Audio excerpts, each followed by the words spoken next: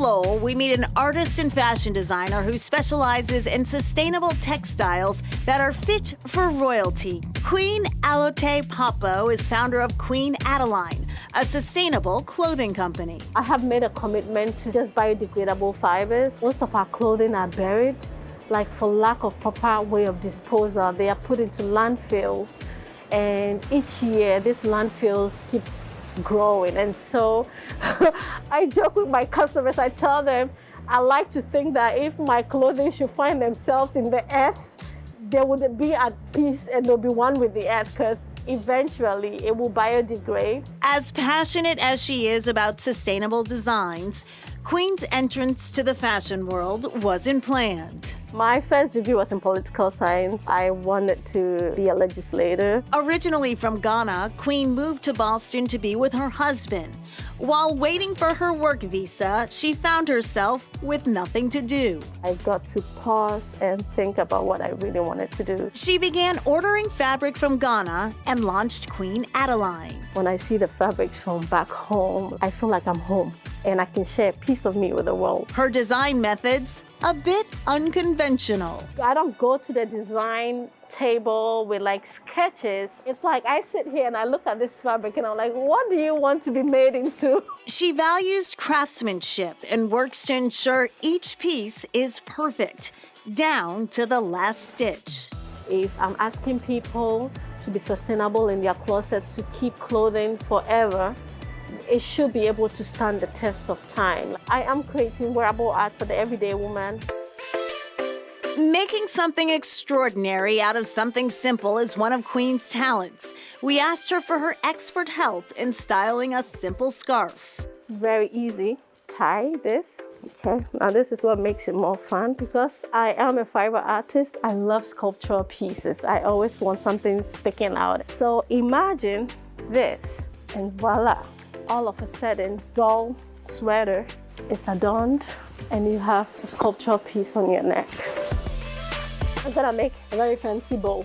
You're gonna make one end longer, 2/3 here and then 1/3 there. And then for the 2/3 part, you half it, get that bow here. And then you go in like that, depending on how dramatic you want to be for the day.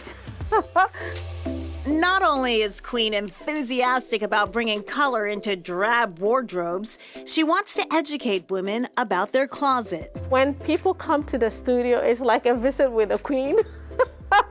It goes beyond just fashion. For me, this is empowerment. This is also helping people to make choices. By the time we are done, they are like excited about that notion of bringing a piece of sustainability into their closet.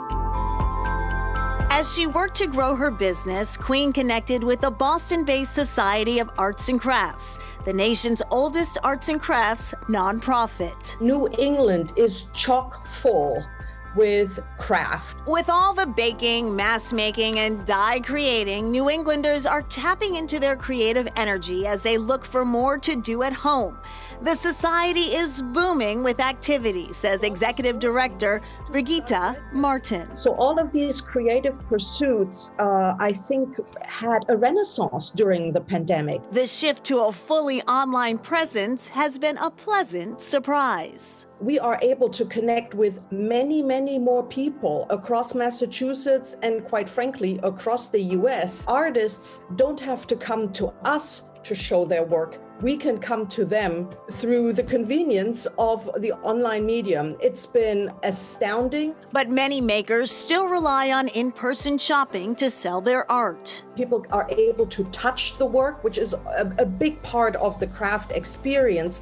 And all of a sudden that is taken away, and you have to find other creative ways to help a visitor understand what it is that you're doing. The society recognized the online world artists are faced with presents more than a few challenges. You have to remember that not everyone is knowledgeable of how to present themselves online. They launched workshops for artists geared towards marketing themselves online. It's been quite a wonderful experience to see that growth in how the artists present themselves.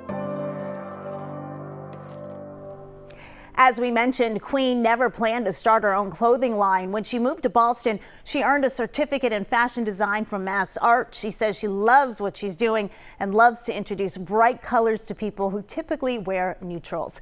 Coming up, a designer who believes everything is better with bling, and she means everything.